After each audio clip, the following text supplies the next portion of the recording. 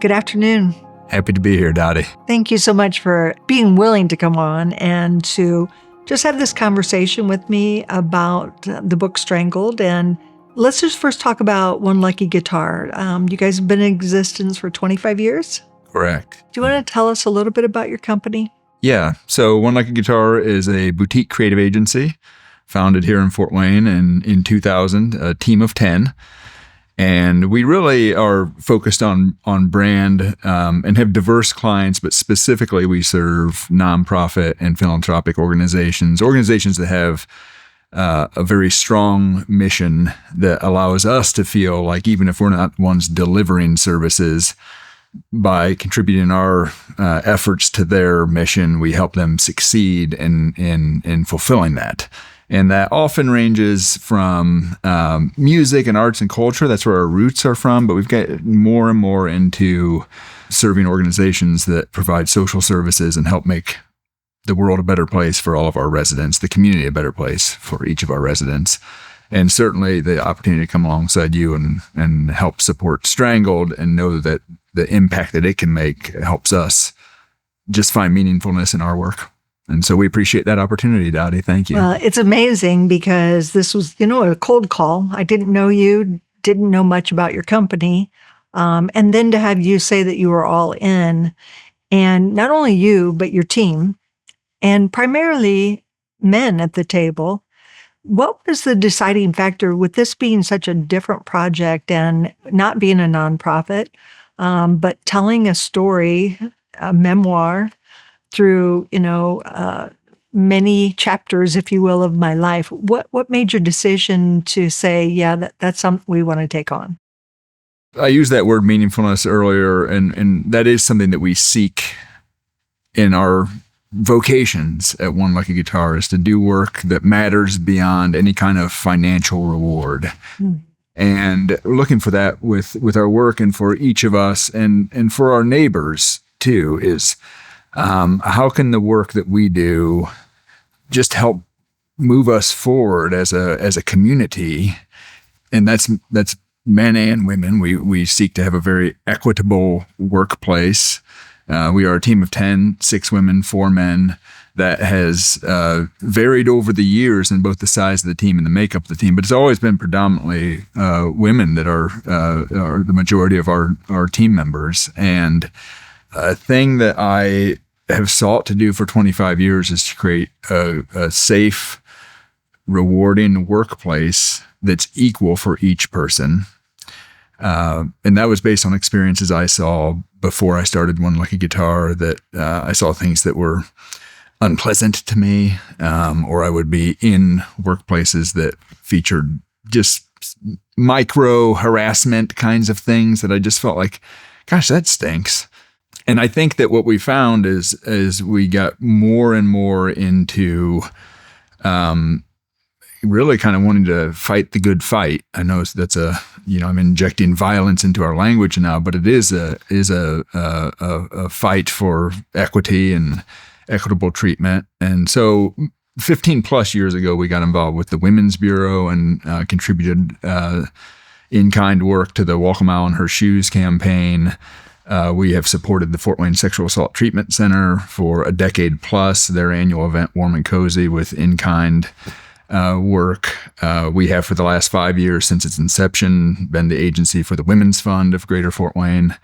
And we get to work alongside them on their initiatives that range from equity in the workplace and Take a Girl to Work Day to domestic violence and personal safety issues. And again, it's just all part of knowing that we might not be able to solve those problems ourselves, but if we contribute the things that we are good at to the cause, hopefully those efforts can be more successful. And we haven't known each other, but I've known of you, and I've admired your path from afar. And certainly I'm friends and an admirer of Kathy Curtis as well. And so when the opportunity came along to be part of the book, it was a heck yes.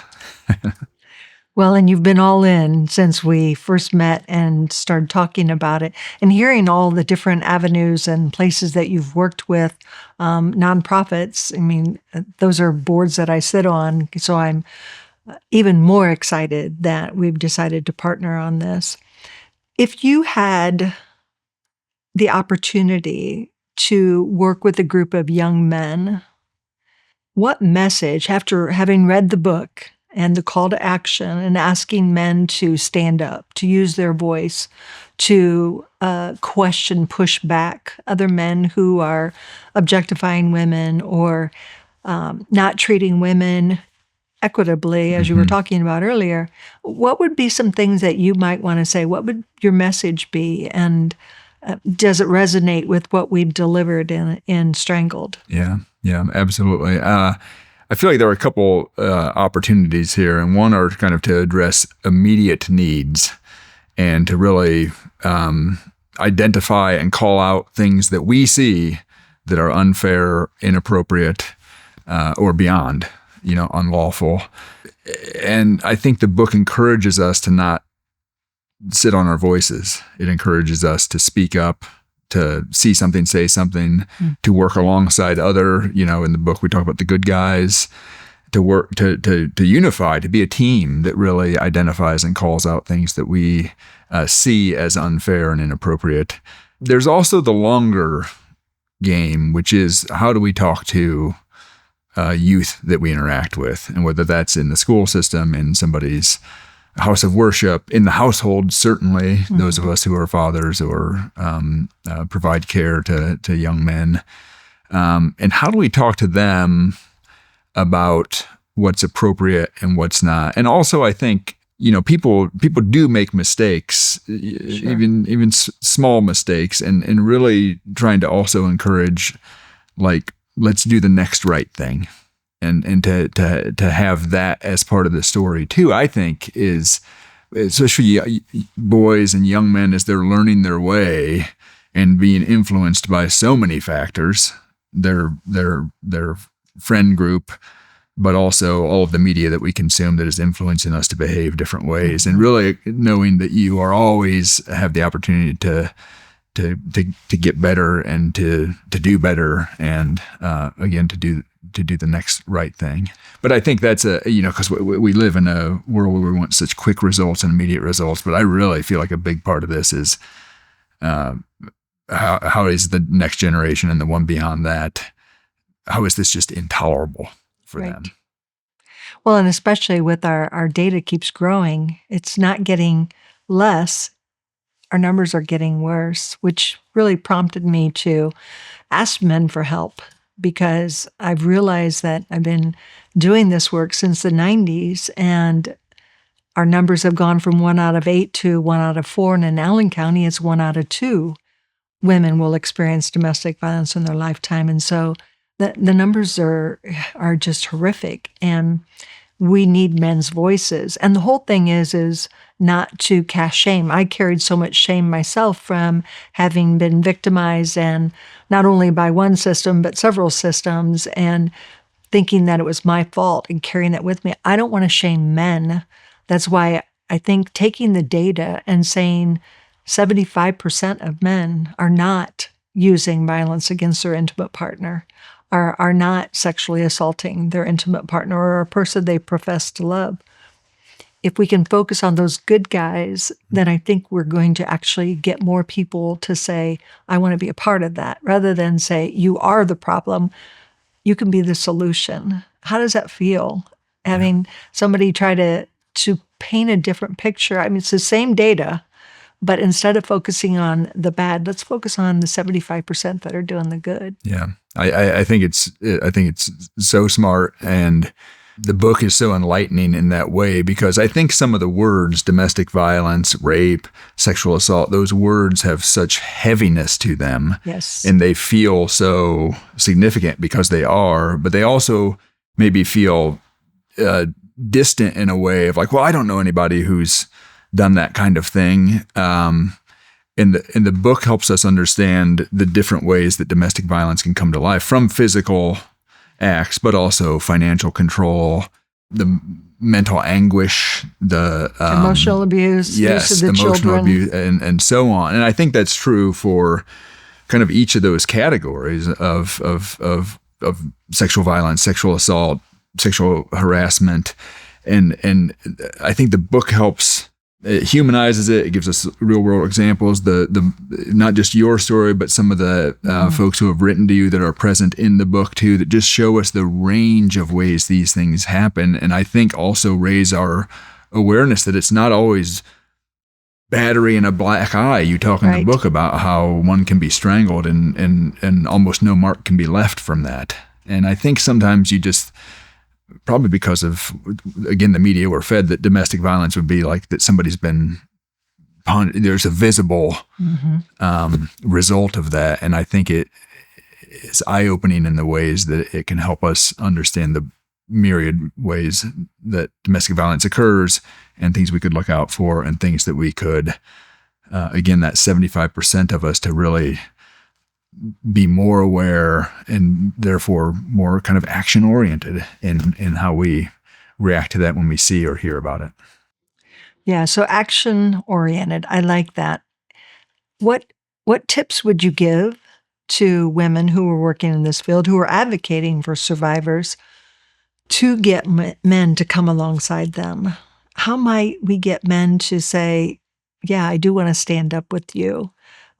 I'm not asking for a campaign slogan, but just, off the top of your head, what are some actionable steps that we could be taking? Yeah.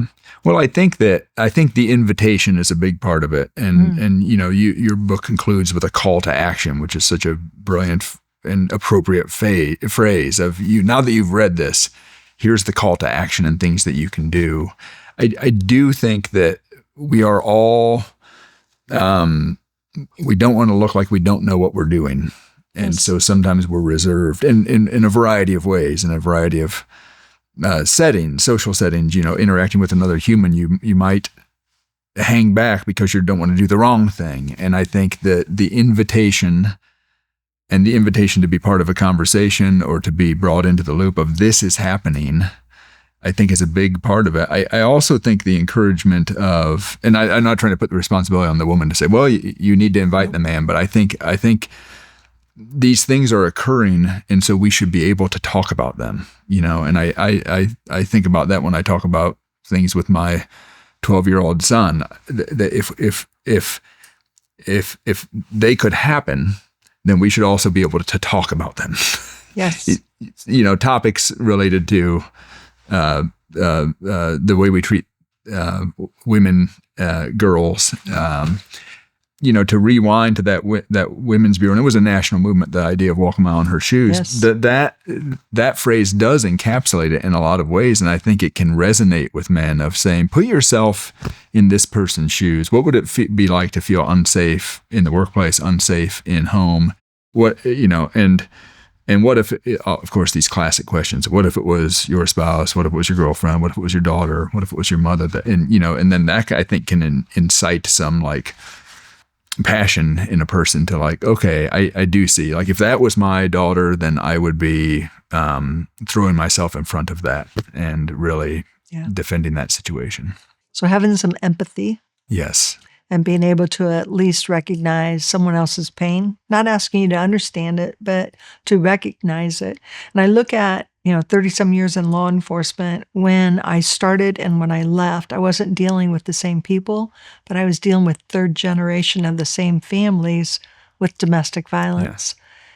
And the research says it only takes one caring adult to come alongside a child and show them a different way.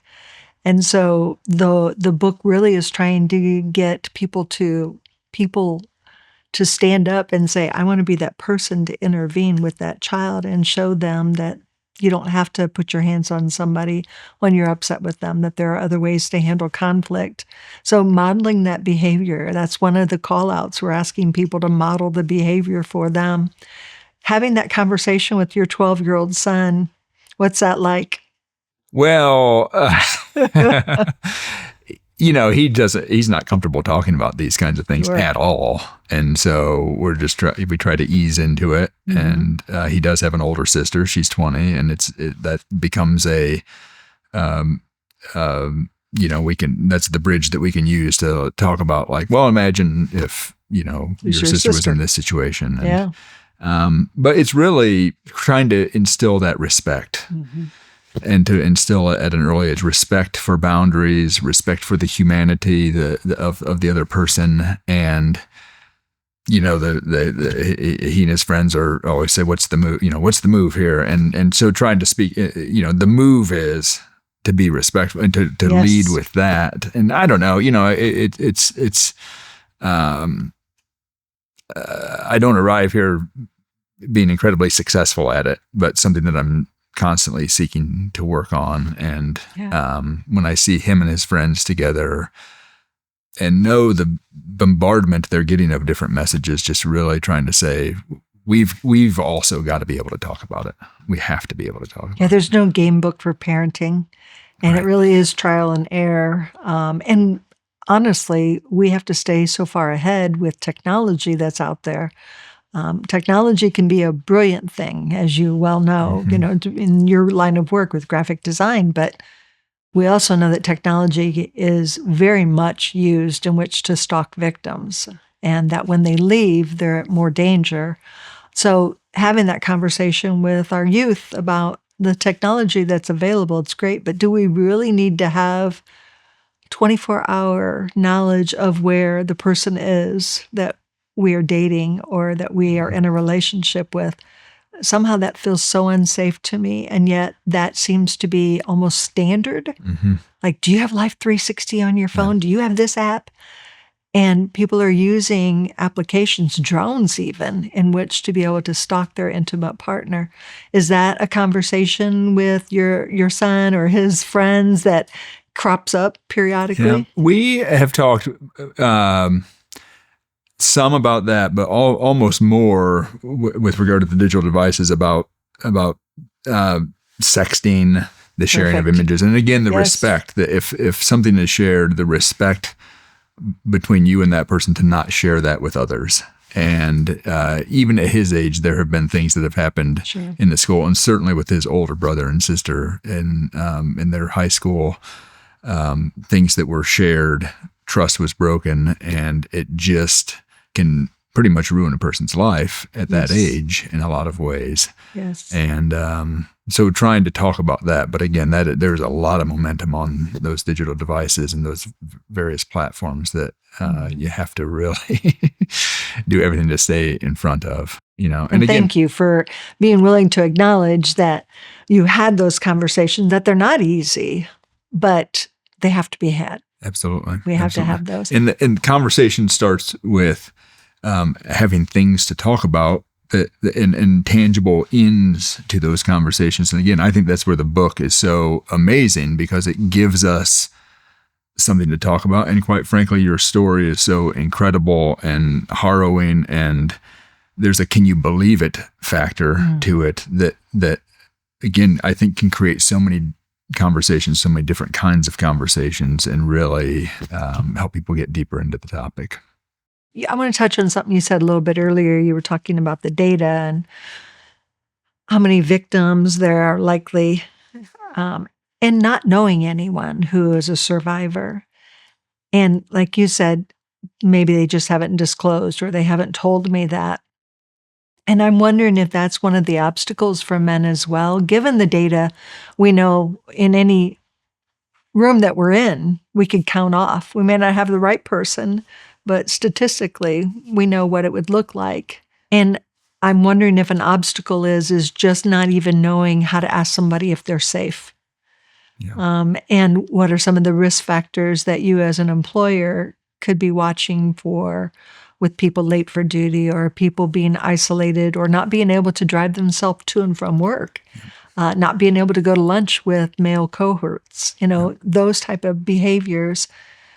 And I'm wondering if that's something in the workplace that needs to be expanded on for more people to even be able to ask about domestic violence in the home. I just look back at my doctor, a specialist who saw me because of multiple miscarriages, and never once did he ask if I was safe in my home.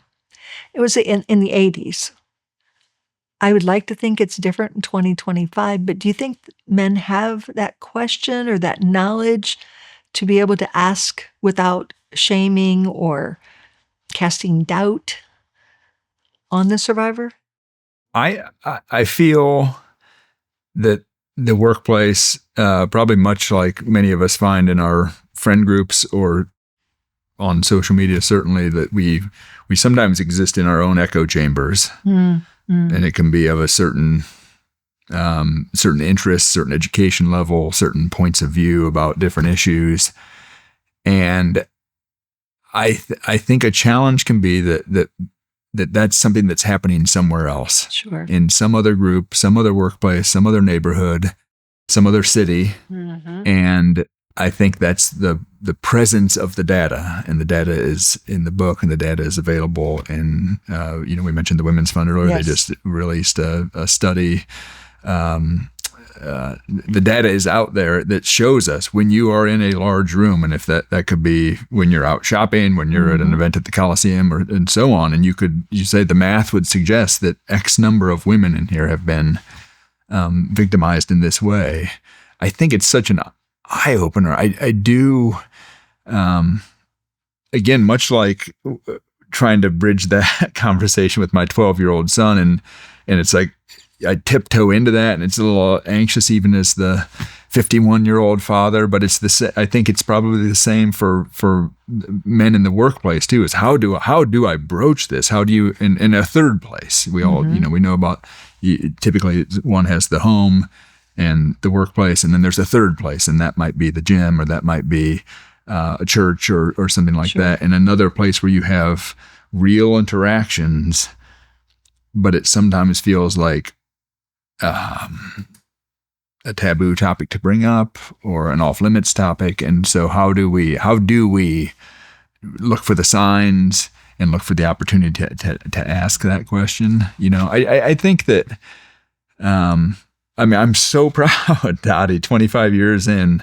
at One Lucky Guitar, that we've never had any kind of complaint of any kind of harassment has ever come to my desk. It's probably the thing I'm most proud of, because of what I saw in other work, and small things. I was never in a workplace that had an assault charge, but just the small comments and the micro comments that put someone, that make someone uncomfortable. Sure. And then you're on a slope that is pretty easy to slide down. And there's pride in that, but there's also, to me, a danger of, I work with men who are incredibly respectful, and I always have. And so it's removed me from the awareness that I had at other times in my life, in other environments in my life, where I thought that there needed to be a higher level of vigilance. And so that's on me. Those are blind spots for me, in really being awakened to that. And again, that's why we throw ourselves into these situations where we work with organizations who are serving individuals who are facing challenging circumstances. I recently heard a military man from Australia, and he said, the standard that you walk by is the standard that you accept. And so if you're willing to walk by those comments, then that's your culture. That's the climate that you are accepting for your workplace and for your employees. And I really appreciated walking into One Lucky Guitar, and there was a sense of calm. And in a workplace where there is not, you can feel the toxicity. You don't feel that in One Lucky Guitar. So you've done a really good job of building and enforcing that culture for that 25 years. And I look for it to continue for many, many years. I want to end by, if I can, focus on this beautiful graphic on the wall. And, first of all, I acknowledge I'm not an easy person to work with, because I'm pretty, I don't want to say opinionated, but I'm definitely my husband always says, you know what you want. And it's so true. So what was it like developing based on just those few things that we told you, clean and we said modern? What was that like to be able to just sit down, and where do you start? Well, it was such a great, we also don't like easy work at One Lucky Guitar. Oh, nice. Easy is a 4-letter word. So we say we like challenging work, and there's a creative challenge in a project like this. Our earliest roots, the name comes from working with musicians and record labels in the early 2000s. And I think we tackled it in much the same way, where in that time we would get a blank CD, of music and you would play it, and how does that come to life visually? How does the sound, the point of view of the lyrics, the experience of listening to that, how does that come to life visually? And then you would start developing visual ideas for album covers and other websites and tour merchandise and things that would kind of embody that. And I think the book was the same way. It was very important for us everyone working on the project, to sit down with you and with Kathy to hear directly from you. You sent us an early draft of the PDF that we were able to get into. And then it was like, these are the major themes, what we've heard from you about your wishes and interests and style, and combining that together of like, how do we bring this to life? And we really think about, like, if you're at a local independent bookstore and see the new releases, or if you're in a landing page of a digital bookstore and here are all the new releases, like how does it stand out? How does it already tell the story and invite someone in to learn more? And it was just, it was great creative fun. I think we pitched you 6 initial concepts that were pretty divergent in different ways they came at the themes of the book, and really the revisioning process worked the way I think we wanted it to, which was we had in the moment feedback, but also having you guys take it and sleep on it and share it with people who are closest to you, and I think that it went the way that we like things to go, where it's continued feedback, and we're putting more and more detail on the sculpture and really shaping it to something that I think is just right for the book. And we're thrilled with it and thrilled to be part of it. And you did it. You nailed it.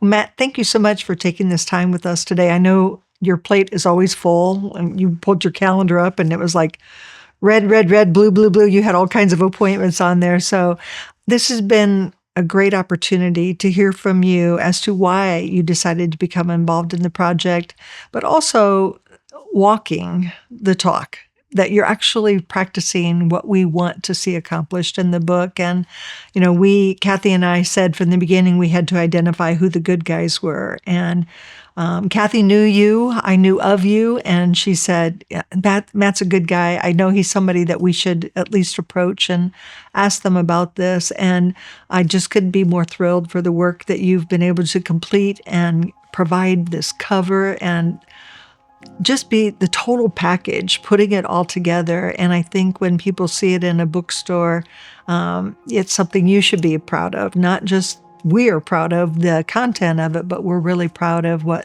One Lucky Guitar has contributed to this. So thank you so much for everything. Thanks so much, Dottie. It is an honor. I'm but one of 10 at OLG, and we are all thrilled to be involved in supporting the success of this project. Thank you.